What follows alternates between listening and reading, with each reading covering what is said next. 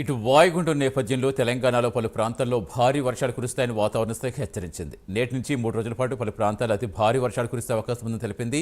ఈరోజు ఖమ్మం, మహబూబాబాద్, జయశంకర్, ములుగు, మంచిర్యాల, ఆసిఫాబాద్ జిల్లాలకు orange alert జారీ చేసింది.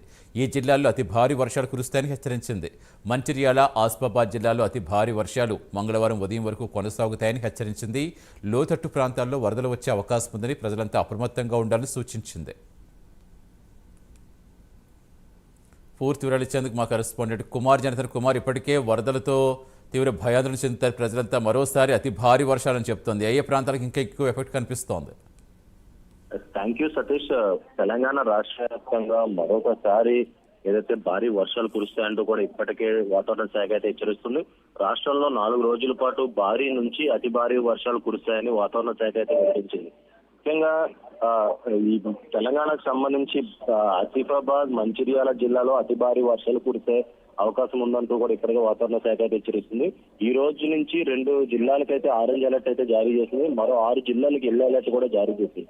ఆదిలాబాద్, నిర్మల్, పెద్దపల్లి, జయశంకర్, భూపాలపల్లి, ములుగు, భద్రాద్రి కొత్తగూడెం, ఖమ్మం జిల్లాల్లో భారీ వర్షాలు కురుస్తాయంటూ కూడా ఇప్పటికే వాతావరణ శాఖ అయితే తెలుస్తుంది. మిగతా జిల్లాల్లో ఈదురుగాలితో కూడిన మోస్తరు వర్షాలు పడవచ్చు అంటూ కూడా ఇప్పటికే వాతావరణ శాఖ అయితే చెప్తుంది. మిగతా 3 రోజులకు ఎల్లో అలర్ట్ అయితే జారీ చేసింది. కుమ్రంభీం, ఆసిఫాబాద్, మంచిర్యాల, జయశంకర్, భూపాలపల్లి, ములుగు జిల్లాల్లో మోస్తారు నుంచి భారీ వర్షాలు కురిసే ఛాన్స్ ఉందంటూ కూడా ఇప్పటికే వాతావరణ శాఖ అయితే వెల్లడించింది. మిగతా జిల్లాలో ఈదురుగాలుతో కూడిన వర్షాలు పడవచ్చు అంటూ కూడా చెప్తుంది. హైదరాబాద్ లో 2 రోజుల పాటు వాతావరణం మబ్బు పట్టి ఉంటుందని, మోస్తారు నుంచి వర్షం పడవచ్చు అంటూ కూడా ఇప్పటికే చెప్తుంది. ముఖ్యంగా రాష్ట్రంలో పలు జిల్లాల్లోనే ఇప్పటికే శనివారం రాత్రి నుంచి కూడా ఆదివారం ఉదయం వరకు కూడా భారీ వర్షం అయితే కురిసింది. మహబూబాబాద్, ఖమ్మం జిల్లాలో అతి భారీ వర్షాలు అయితే పడ్డాయి.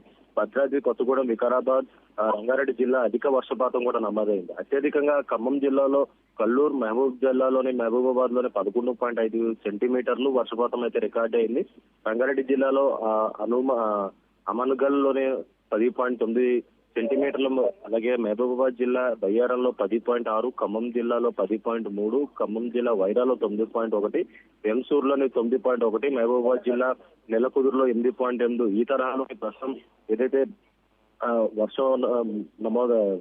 వర్షపాతం అయితే నమోదవడం కూడా జరిగింది. ప్రస్తుతం పశ్చిమ మధ్య బంగాళాఖాతంలో కొనసాగుతున్న వాయుగుండం ఏపీలోని కళింగపట్నం, ఒడిశాలోని గోపాల్పూర్ ప్రాంతాల మధ్య కేంద్రీకృతమైంది. రాబోయే 24 గంటల్లో తీవ్ర వాయుగుండంగా బలపడి ఒడిశా, పశ్చిమ బెంగాల్ తీరాల్లో కేంద్రీకృతమై ఉండే అవకాశం ఉన్నట్లు ఇప్పటికే హైదరాబాద్ వాతావరణ శాఖ అయితే వెల్లడించింది. దాని ప్రభావంతో ప్రస్తుతం తెలంగాణలోని అతి భారీ వర్షాలు కురిసే ఛాన్స్ ఉందంటూ కూడా ఇప్పటికే చెప్పింది. అయితే 2 రోజుల తర్వాత ఈ తీవ్రత ఏదైతే వాయుగుండం బలహీనపడే అవకాశం ఉందని అధికారులు అయితే చెప్తున్నారు. ప్రస్తుత చైనా, వియత్నాంలో ప్రభావం చూపిస్తున్న యాగి తుఫాన్ ప్రభావంతో తీవ్ర వాయుగుండం దూరంగా వెళ్లే అవకాశం ఉందంటూ కూడా అంచనా అయితే వేస్తున్నారు. ముఖ్యంగా ఇప్పటికే గత కొన్ని రోజులుగా కురిసిన వర్షాలకి ఇప్పటికే ప్రజలు కూడా అస్వస్థం అయితే అయ్యారని చెప్పొచ్చు. మరొకసారి ఏదైతే ఈ 2 రోజుల పాటు భారీ వర్షాలు కురుస్తాయంటూ కూడా ఇప్పటికే అధికారులు అయితే సూచిస్తున్నారు. ఈ నేపథ్యంలోనే లోతట్టు ప్రాంతాల ప్రజలు కూడా అప్రమత్తంగా ఉండాలంటూ కూడా ఇప్పటికే అధికారులు అయితే సూచిస్తున్నారు. అలాగే మరొక పక్క ఏదైతే లోతట్టు ప్రాంతాల ప్రజలు కూడా ఏదైతే అక్కడి నుంచి తరలించే ప్రయత్నాలు అయితే అధికారులు కూడా చేస్తున్నారు. ముఖ్యంగా హైదరాబాద్ లో చూసినట్టయితే జిహెచ్ఎంసీ అధికారులు కూడా అప్రమత్తమయ్యారు. టీఆర్ఎస్ సిబ్బందిని కూడా అప్రమత్తం చేశారు. ఎందుకంటే గతంలో మనం చూసాం ఏదైతే ఈదురుగాలుతో చాలా చోట్ల చెట్లు కూడా విరిగిపడ్డాయి. ఈ నేపథ్యంలో ప్రజలు కూడా ఎక్కడ ఎలాంటి అవాంఛనీయ సంఘటనలు జరగకుండా ముందస్తు చర్యల కింద అధికారులు కూడా ముందుగానే ఏదైతే చర్యలు అయితే చేపడుతున్నారు. ముఖ్యంగా ఏదైతే ఇప్పుడు ప్రస్తుతం మనం 4 రోజుల క్రితం కూర్చున్న వర్షాలకి జంట నగరాల్లోనే ఏదైతే జలాశయాలు కూడా పూర్తిగా నీటములుగాయి. ముఖ్యంగా ఎఫ్టీఎల్ నుంచి ఏదైతే ప్రవహించడంతో లోతట్టు ప్రాంతాలు కూడా నీటిని విడుదల చేశారు.